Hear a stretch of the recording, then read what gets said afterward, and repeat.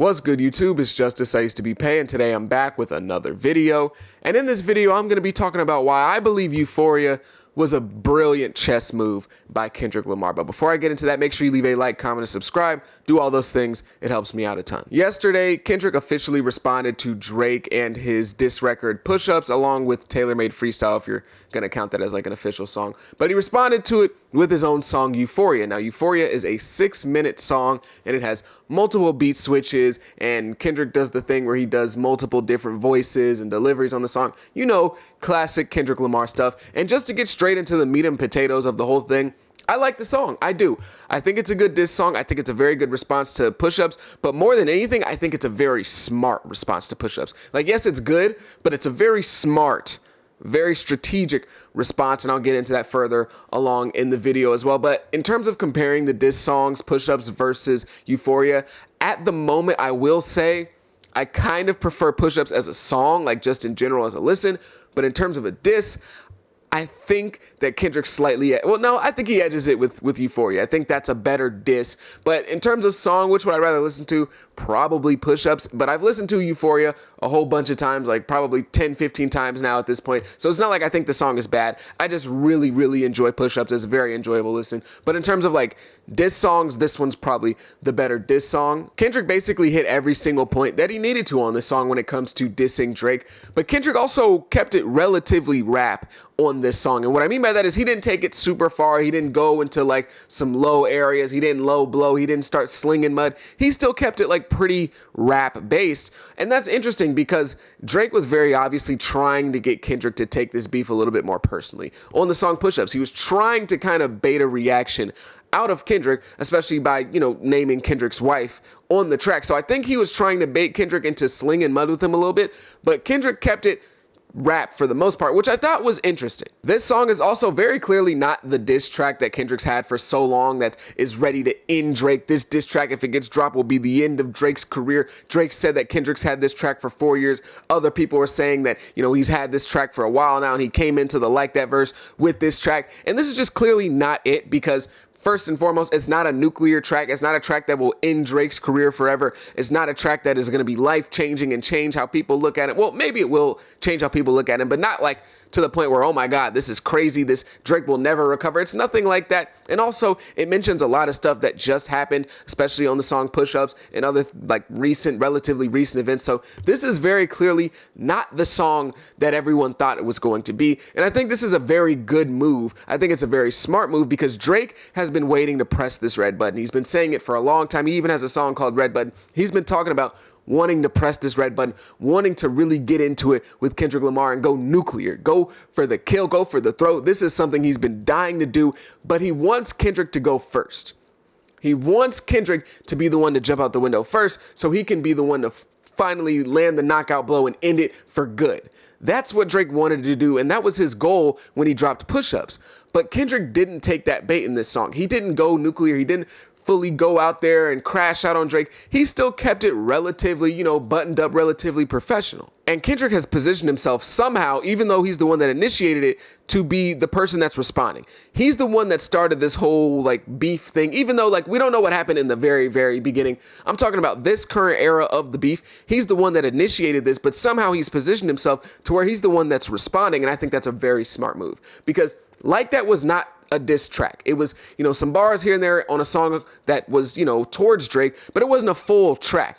So Drake dropping Push-Ups was the first official drop in this beef thing. It was the first diss song. So Drake is initiating these rounds. And so now Kendrick responded to Push-Ups and Tailor-Made Freestyle. He responded mostly to Push-Ups though with Euphoria. And so now Drake is about to start a new round with whatever he responds to Kendrick with. So Drake is the one initiating these rounds, even though he's not the one that initiated the beef. And I think that this is a smart move by Kendrick because it allows him to see what Drake has. Because Drake has been dying to drop this crazy diss track on Kendrick, but all he needs is Kendrick to say go. All he needs is Kendrick to be the one to really jump out the window first, and he's not doing it. He's not giving Drake that.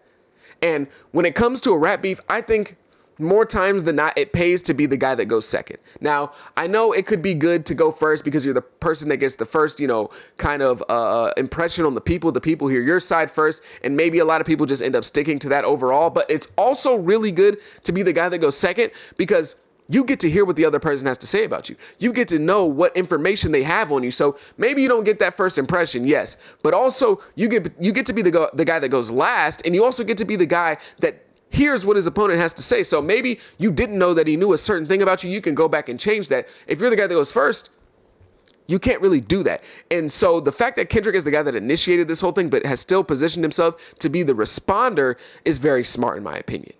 So when Drake responds to Euphoria, that will be the start of round 2, because round 1 is Push-Ups and Tailor-Made versus Euphoria. So when he responds to Euphoria, that's the start of round 2.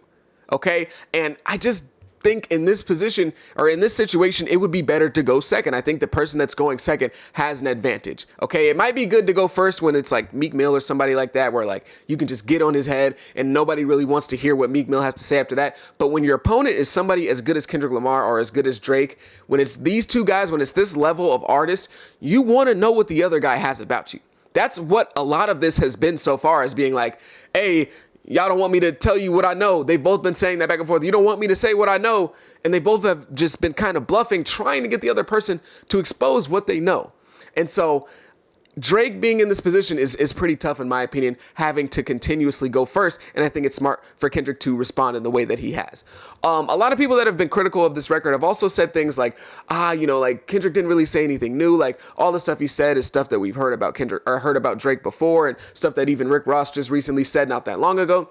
And I think that's true. I think that's valid to say. But I think this goes to show that the story of Adidon has kind of changed the way we perceive diss tracks, because now we're looking for some crazy exposure on every single diss track. We need to see somebody get exposed for something we didn't know on every track. And that just doesn't have to be the case. That was never really the case in the beginning, but that's not really necessary. We don't need to learn something new. Oh my God, this is crazy. We just want to hear you diss the person in a clever way, in a smart way, in something that's entertaining. Like that's really all we need. But because of the story of Adidon and how effective that diss track was, now everyone's looking for some sort of exposure in every single diss track. And I just feel like that doesn't really need to be the case. Yes, a lot of the stuff that Kendrick said has been said before, but I think he does it in a very smart way, in a clever way. Some people are also saying like, oh, why did it take Kendrick so long to respond? Him taking so long took some steam out of the song.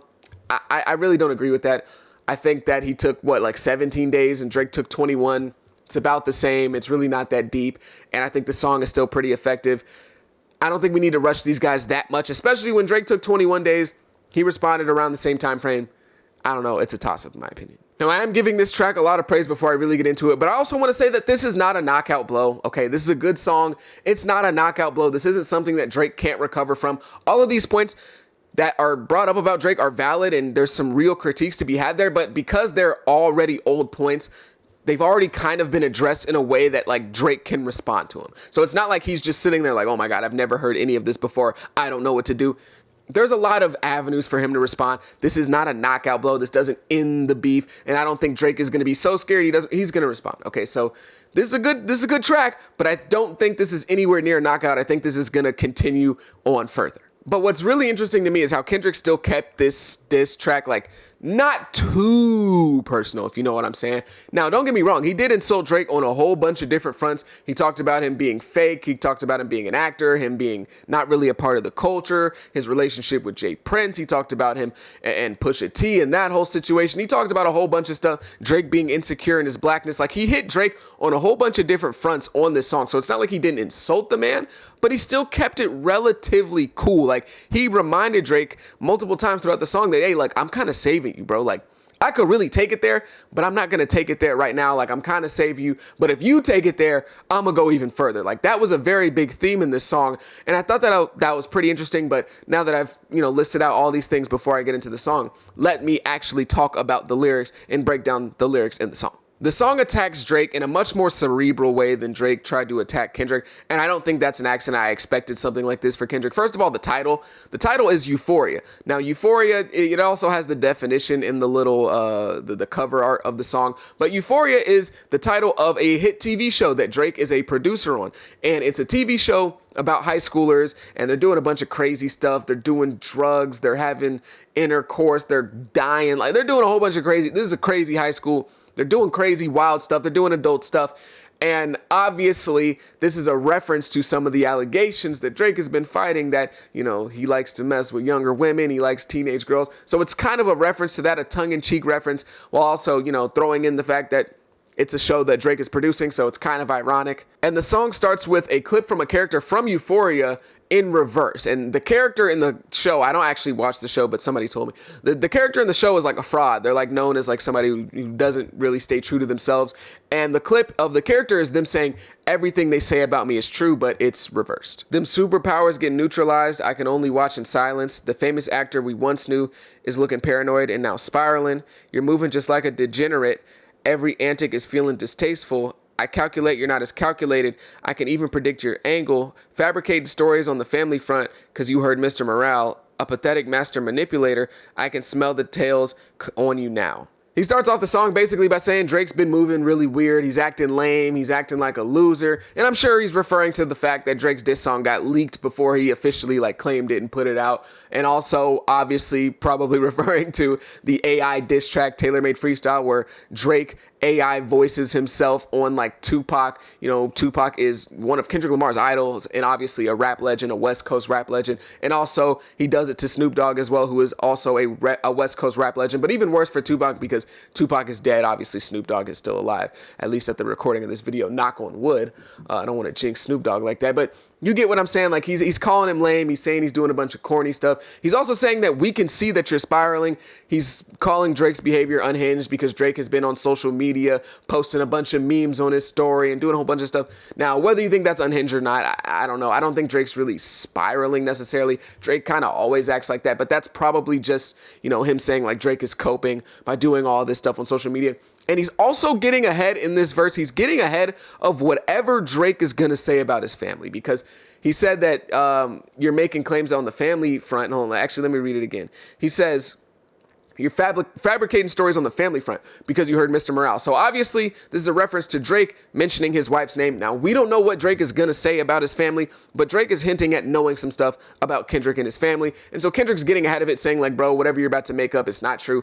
Kind of 8-miling himself in a way, but not claiming that it's true. Just saying like, hey, y'all, he's about to lie on me. He's a master manipulator. You all know this. So he's trying to take away power from whatever he's going to say, Drake's going to say about his family. You're not a rap artist, you a scam artist with the hopes of being accepted. Tommy Hilfiger stood out, but FUBU never had been your collection. I make music that electrify him, you make music that pacify him. I can double down on that line, but spare you this time. That's random acts of kindness.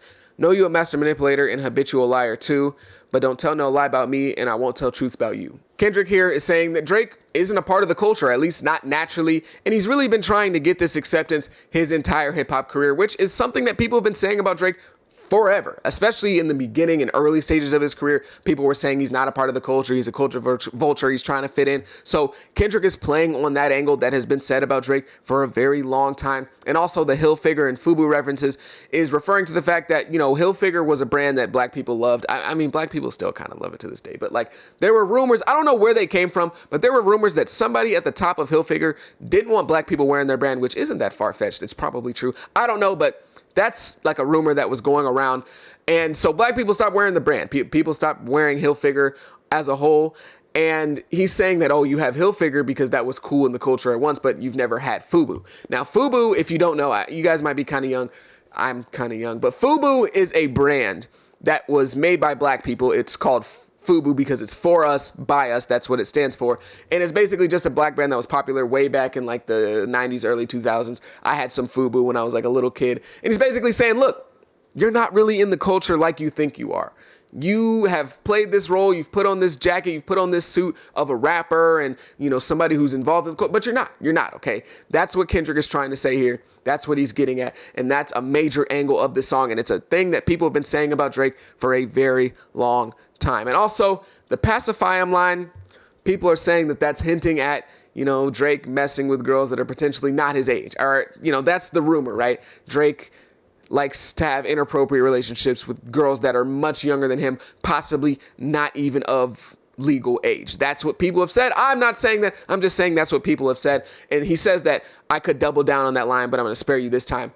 Again, so he's basically saying, look, I'm not going to do it to you yet, but if it goes there, I'm going to do it to you. And he tells him, listen, if you don't tell lies about me, I won't tell the truth about you, which is a reference to The Heart Part 4, a song that Kendrick dropped a while ago.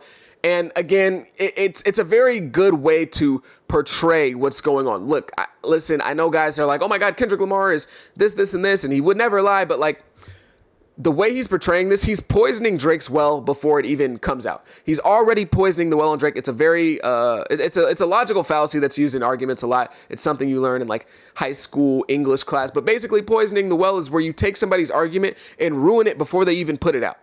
That's what Kendrick is doing here. He's already saying that whatever Drake's going to say is a lie. He already said earlier in the song that he's making up lies about his family. So what he's doing here is poisoning Drake's well before people even get to walk up and drink from it. Now, I don't know if what Drake has to say is true. I don't know if whatever he's going to say about Kendrick's family is true or not, but Kendrick is trying to poison that well before it even comes out.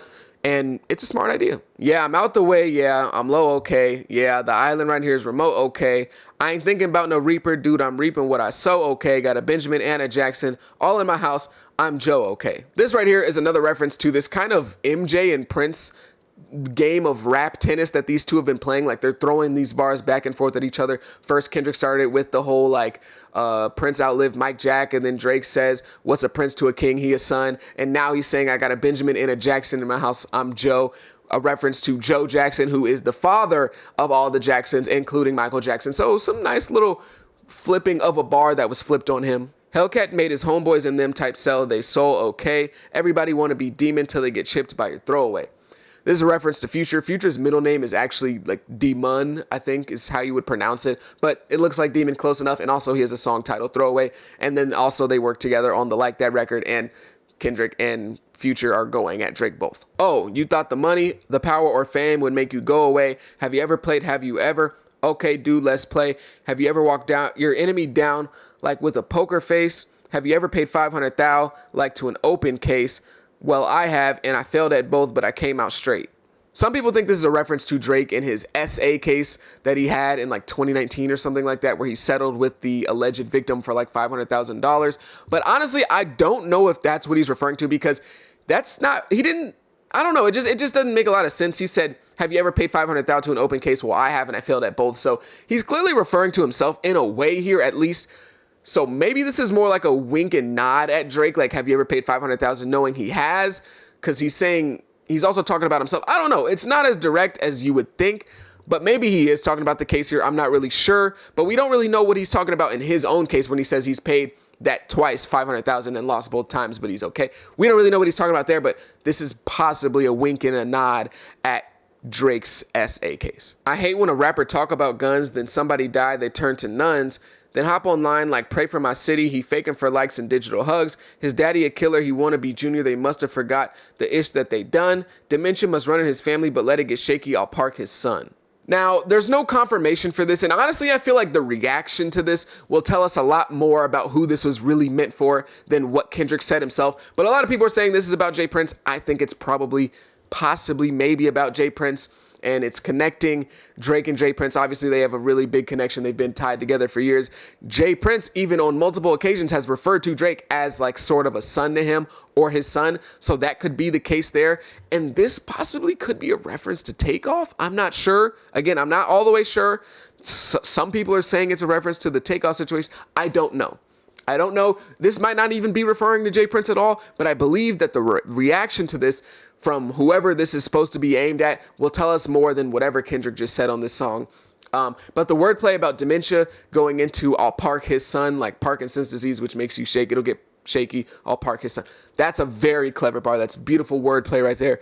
Excellent. A+, 10 out of 10 in my opinion. But I guess we'll see further on if this was really meant for Jay Prince. But Jay Prince is a guy that is referred to Drake a lot as his son. And also Jay Prince has his own son, Jay Prince Jr. So maybe that's what he's referring to as well. He could be talking about them and mob ties and that whole thing going on in Houston. But who really knows, right? I don't know. Jay Prince, I love you. You're my favorite rap media mogul ever, right? Like, shout out to Jay Prince, bro. For real, this pose right here, shout out to Jay Prince. Also, Jay Prince made a lot of his money initially in his life off of cars. So Park is another reference to something that Jay Prince might have done. But this probably isn't even about Jay Prince. Like, Jay Prince is a really good dude. Why would he be mentioned in this song? Come on now. The very first time I shot me at Drake, the homie had told me to aim it this way. I didn't point down enough. Today, I'll show you I learned from those mistakes. Somebody had told me that you got a ring. On God, I'm ready to double the wage. I'd rather do that than let a Canadian dude make Pac turn in his grave.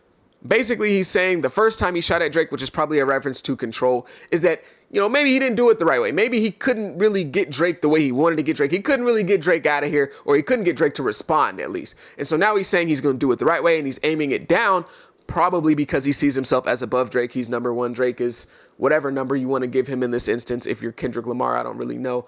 And also, he's also referring to the fact that he bought Tupac's ring. Tupac, again, is one of Kendrick Lamar's idols, one of his favorite rappers of all time. Probably, I don't really know, probably his favorite rapper of all time, right? And Drake bought Tupac's ring that was worth like $1 million.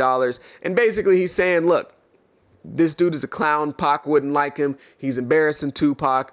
Tupac is rolling in his grave. Also, again, Drake did the AI Tupac thing on Taylor Made Freestyle. So again, he's basically saying like he's dishonoring his legacy, and Tupac wouldn't like this. So we can't let this Canadian dude disrespect Tupac. Cutthroat business, you got it's twisted. What is it? The braids. This is just kind of funny. I mean, he's not really saying anything too crazy, but he's saying like, Drake's kind of getting out his body, and maybe it's the braids that's empowering him to act like this. These cornrows have given him like his sense of culture, and he's going out of his body now. It's 3 ghosts left, and I seen 2 of them kissing and hugging on stage. I love them to death, and in 8 bars, I'll explain that phrase. It's nothing nobody can tell me. I don't want to talk on no celly. I got language barriers, It's no accent you can sell me, Yeah, Cole and Aubrey know I'm a selfish dude. The crown is heavy, I pray they my real friends. If not, I'm YNW Melly. Now, this might be some of Kendrick's best work in this song. Obviously, the YNW Melly bar telling you in 8 bars, I'm going to reference this again. Like, this is really, really clever. Now, he starts off talking about there's 3 goats, and he's seen 2 of them hugging and kissing on stage. This is a reference to, obviously, the big 3. And Drake and Cole becoming very, very close over, like, the last year and going on tour together and dropping songs together. And basically saying, look, that's cool and all, but y'all know I'm wearing the crown. So don't even worry about all that. Like, this is my spot. I'm number one. He's also saying, look,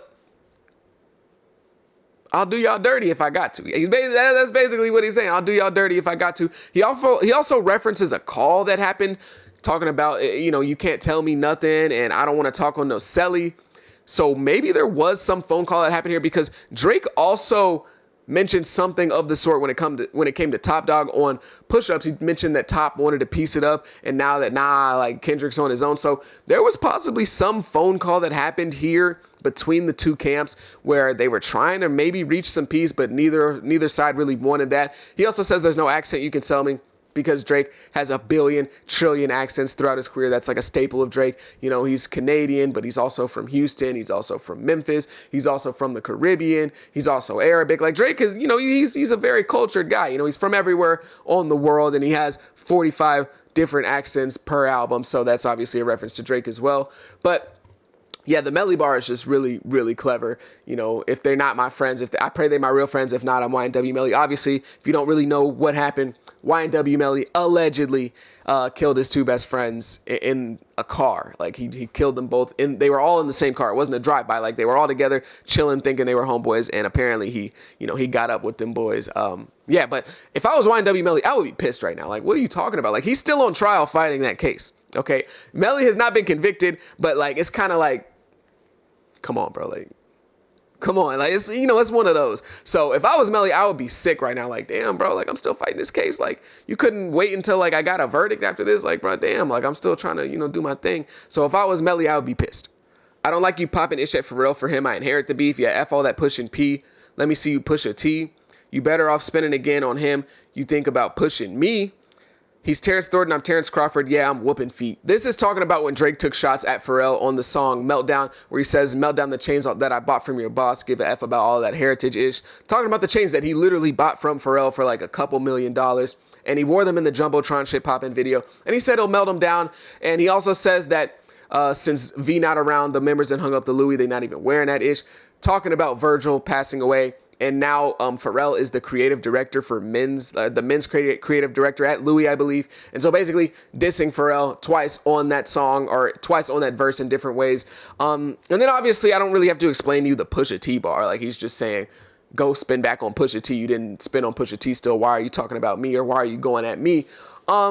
And yeah, that, you know, a valid point. It's also something that somebody else has said before. I believe Joe Budden said that about Drake before. And then he says he's Terrence Thornton. I'm Terrence Crawford. Yeah, I'm whooping feet.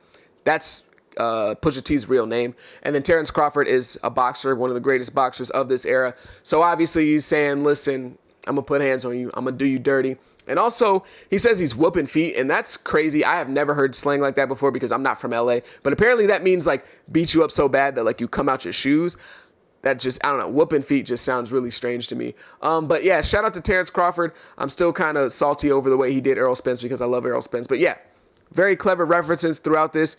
Pusha T, Pushin' P, all that stuff. Very good work. We ain't got to get personal. This is a friendly fade. You should keep it that way. I know some ish about dudes that make Gunna wanna look like a saint. Basically telling Drake, listen, you don't have to make this super personal. This doesn't have to be a super personal beef. We can just keep it relatively rap. And I think that's in your best interest, which is really weird because it's like, I feel like this is already kind of personal. Drake mentioned his wife.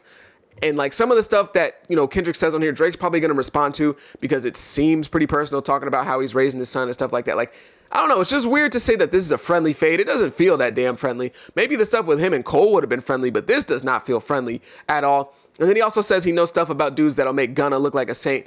This is, according to a lot of people, this is a reference to like Kendrick knowing that Drake snitched on somebody or snitched on something. Like there was this, you know, case like back in like 2010 where Drake got robbed at gunpoint and he worked with the authorities. So people are saying like, oh, like, you know, this is him saying that he knows stuff that will make Gunna look like a saint because Drake snitched in comparison. But honestly, I feel like this is more of a reference to Kendrick himself saying, listen, I know a lot of stuff and I'm willing to talk about a lot of stuff. And I know so much that it's going to make Gunna look good. Like basically saying like, I'm going to snitch on you to the world rather than like in a legal sense. I think that's more of what the reference was, but maybe I'm wrong. Maybe he just is talking about Drake snitching. I guess we'll find out soon enough. But also again, another like unnecessary shot. If I was Gunna, I'd be like, damn, bro, like, why you gotta do me like that? Like, we haven't even confirmed if I've snitched or not. Like, Gunna ain't even snitched, bro. Like, what do we, come on. This ain't about critics, not about gimmicks, not about who the greatest. It's always been about love and hate. Now, let me say I'm the biggest hater. I hate the way that you walk, the way you talk. I hate the way you dress. I hate the way you sneak this. If I catch flight, it's gonna be direct. All that is pretty self-explanatory, basically just saying he hates Drake and everything about him and the way he operates. Pretty easy to understand. What about Drake? You like Drake? No. My man. He didn't even say a little bit. He didn't even say halfway. That's my guy right there. No. That's why X is necessary in the game right there. Now why don't you like Drake? I don't like anything about Drake. My I don't like his voice. I don't like what he talks about. I don't. See, I be trying to tell these people. I don't like the way he walks. Like nothing. I don't like his haircut. I might just let me shut up. I'll just stop right there. Damn it. We hate the women you mess with because they confuse themselves with real women. And notice I said we, it's not just me. I'm with the culture feeling. How many more fairy tale stories about your life till we had enough? How many more black features till you feel that you're black enough? I like Drake with the melodies. I don't like Drake when he act tough. A lot of people have attributed like this sequence of bars in the song to Drake and his potentially inappropriate relationships with younger women. That might be the case, but I feel like a lot of this is also about Drake having relations with like women that, you know, are like the BBL girls, right? The BBL lip filler girls. I feel like that's just as much at play. If anything, I feel like that's more at play than like the underage stuff, but maybe I'm wrong. Again, I might be wrong. I don't know. I'm what the culture feeling is Kendrick basically saying, listen, I'm not the only one who feels like this about you, Drake.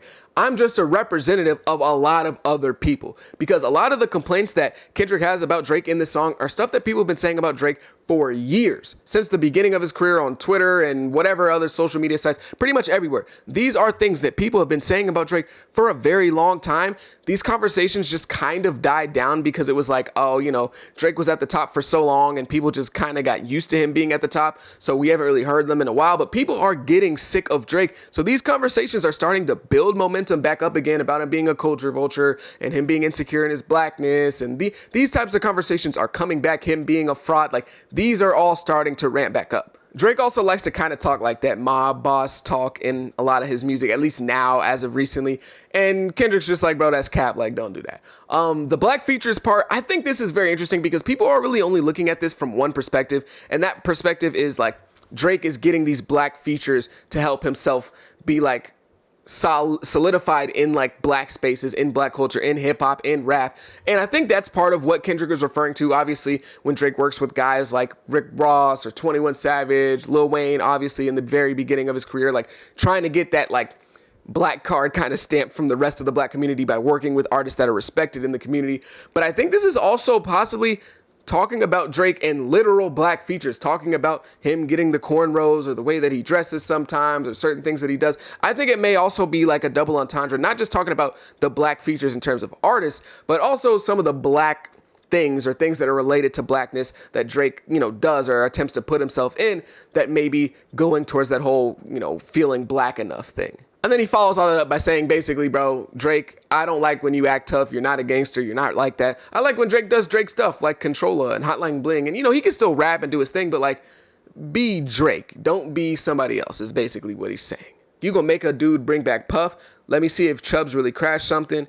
Yeah, my first one, like my last one, is a classic. You don't have one. Let your core audience stomach that. Then tell them where you get your abs from. V12 is a fast one. Bow, bow, bow. Last one, headshot for the year, you better walk around like Daft Punk. Bring Back Puff is not any weird reference to anything very strange on the Diddy side. It's more related to a story where Drake allegedly got slapped in a club by Diddy. And basically he's saying, you gonna make me, bring Diddy back to slap you again. And he wants to see what Chubbs is gonna do because Chubbs is Drake's, right-hand man. He's his top goon, I guess. And he's always talking about what Chubbs is gonna do if somebody does something to him. So he's like, hey, what is Chubbs gonna do? But I'm sorry, the part about Drake not having classics is just cap. It's just cap, okay? People got on J. Cole when he lied about Kendrick's discography and was trying to downplay Kendrick's discography. This is a lie, all right? I'm not hearing you if you're telling me Drake doesn't have classics. I don't want to hear that. I'm sorry. You're not going to tell me Take Care is not a classic. You're not going to tell me Nothing Was the Same is not a classic. I could even argue if you're reading this is too late. So I'm not really hearing that, but like, you got to do what you got to do when you're beefing with someone. And then obviously he brings up Drake and his BBL abs. Again, Drake has been fighting these allegations for like close to a decade now at this point. And he finishes the verse off by saying, you better walk around like Daft Punk because he's coming with headshots. Daft Punk wears helmets if you didn't know. Surprised you wanted that feature request. We got some ish to address. I even hate when you say the word dude, but that's just me, I guess. Some ish just cringeworthy. It ain't even got to be deep, I guess. Still love when you see success. Everything with me is blessed. Keep making me dance, waving my hand, and it won't be no threat. I know they calling you the boy, but where's a man? Because I ain't seen him yet. Matter of fact, I ain't even bleed him yet. Can I bleed him? Bet. Here he's accusing Drake of wanting a feature despite the fact that they have issues. And again, he's going at Drake for this whole black identity thing. You're not really part of the culture. It makes me uncomfortable when you say that word. And again, these are things that people have said about Drake for a very long time. When I see you stand by Sexy Red, I believe you see two bad bees. I believe you don't like women. It's real competition. You might pop ass with them. Let's speak on percentage. Show me your splits. I'll make sure I double back with you. You were signed to a dude that's signed to a dude that said he was signed to that dude. This is just funny to me because we've heard the Drake zesty jokes for his entire career. And of course, he's been hanging around Sexy Red a lot. So I thought that was just kind of funny.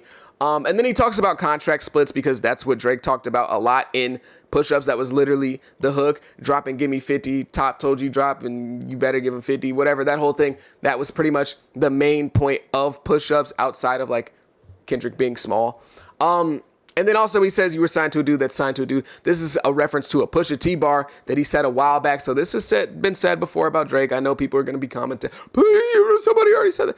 This was said before about Drake. I know. But this is a reference to Drake at the beginning of his career. He was literally signed to Young Money, which was Lil Wayne, who was signed to Birdman, which was Cash Money, which is underneath Universal. Try and cease and desist on the Like That record. Oh, what? You ain't like that record? Back to back. I like that record. I'm gonna get back to that for the record. I don't know if I believe that Drake sent a cease and desist for Like That. I don't know. That just seems really weird.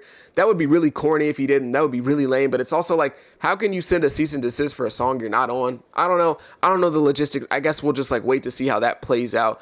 And also it seems like Kendrick is threatening to go back to back on Drake, which is what Drake did to Meek Mill if Drake doesn't respond in time. So we'll see what happens with that. Why would I call around trying to get dirt on dudes? Y'all think all my life is rap? That's ho-ish. I got a son to raise, but I can see you don't know nothing about that. Waking him up, know nothing about that. Tell him to pray, know nothing about that. Then giving him tools to walk through life like day by day, know nothing about that. Teaching them morals, integrity, discipline. Listen, man, no, you know nothing about that. Speaking the truth and consider what God's considering. You don't know nothing about that. Here he's just basically saying, bro, I'm living in real life. Like, you're worried about, you know, the internet and me calling people. I'm trying to raise my son. You need to be raising your son because you don't even want to raise your son. Again, stuff that we've heard about Drake before, but like, that's basically just what he's saying here. I'm in real life with my kids, enjoying my kids. I don't know what you got going on. Ain't 20v1, it's 1v20. If I gotta smack dudes that right with you, yeah, bring them out too. I'll clean them out too. This was a very clever flip of what Drake said on Push Up, saying, what is this, a 20v1? A very beautiful, clever, very, very pristine flip of what Drake said, because, you know, Drake has ghostwriter allegations. So why not flip that back on him and say, no, it's me versus you and all your ghostwriters. It's not everyone versus you. Tell Beam that he better stay right with you. Am I battling Ghost or AI? Dude, I'm feeling like Joel Osteen. Funny, he was in a film called AI, and my sixth sense telling me to off him. I'm a blick dudes all in their coffin. Yeah, OV-ho dudes is D-writers. Tell them run to America. They imitate the heritage. They can't imitate this violence. What I learned is dudes don't like the West Coast, and I'm fine with it. I'll push the line with it. Pick a dude off one at a time with it. We can be on a 3-hour time difference. Don't speak to the family, Crody. It can get deep in the family, Crody. Talk about me and my family, Crody. Somebody gonna bleed on your family, Crody. I be at New Ho King eating fried rice with a dip sauce and a blammy, Crody. Tell me you're cheesing me. This is so unserious. Tell me you're cheesing, fam. We can do this right now on the camera, Crody. Hey, F y'all dudes. I don't trust y'all dudes. I wave one finger and thump y'all dudes. Like, field goal punch y'all dudes. They punk y'all dudes. Nobody never took my food. What's effing with them? F you dudes and F the industry too. If you take it there, I'm taking it further. Psst, that's something you don't want to do. He finishes the song by talking about ghosts and AI, because obviously Drake did the whole tailor-made freestyle thing, and also just making fun of Canada and Canadian, specifically Toronto accents, just because like they're kind of funny. No offense to my people in Toronto. It's kind of funny though. Crody and the whole lingo, pretty darn funny. Then he finishes the song by saying, we don't want to hear you say no more, and he sings it twice. Obviously, again, harping on Drake's biracial identity and his seemingly insecurity in his blackness. And it's kind of like a punctuation at the end of the song, and it's caught a lot of people. And here's why this song overall is just really a brilliant chess move. More than it is like a great diss track. It is a good diss track, but it's really a brilliant chess move, because Kendrick has kind of taken away some of the power that Drake has in this nuke that he has, right? Because Kendrick was being heavily baited on push-ups. Drake was baiting him, trying to get him to jump out the window and take his very best shot at Drake, say the worst things he could think of when it came to Drake, put all these accusations on him. That's what Drake wanted him to do. But Kendrick didn't do that. This isn't the song that he's apparently had for so long and that's waiting in the wings and that is this super nuke to Drake's career. This isn't that song. This is a new song. This is something different. And because it's something different, it puts Drake in a very interesting position now, because it's like, how does Drake respond to what he did on Euphoria? Does Drake just still press that red button? Because right now, Drake was not right now, but because Drake was expecting the red button to be a knockout punch. He was expecting whatever he has in the wings to end everything. So he wanted Kendrick to release everything he had about him, and then he could respond and end it and dead it all. That's what Drake was expecting to do. But because Kendrick didn't do that, now it puts him in a position to where it's like, okay, do I do the whole nuke thing? Do I put out the red button? Do I do that? Do I press the red button when I don't know what Kendrick has? Because it's not going to be a knockout blow if Kendrick has something crazy. So it puts Drake in a very interesting position. And also at the exact same time, like, you know, when you have a haymaker, when you have something that's a nuclear bomb and you throw that haymaker, if you mistime a haymaker, that's when you're most vulnerable in any combat sport. When you throw your biggest punch, but you mistime it, and maybe you overswing, and you're down here, your arms at your waist, that's when you're most likely to be countered by something really, really big. Kendrick kind of tested the waters and said, okay, let's see if this dude is really willing to drop this red button, this nuke or whatever, without me having to stick my neck out there. Because that's what Drake obviously wanted him to do. So Kendrick was like, okay, I'm going to get at Drake on this song, but I'm not going to go too crazy. I'm going to hit him in some places where it hurts. And let's see if he's really willing to crash, right? Because while not going too personal with Drake, he still hit him in some very like vulnerable places for Drake, I guess, like especially when it comes to his racial identity. That is something that Drake has not really liked when people talk about for a long time now. So maybe Drake's moved past it, but we don't know, right?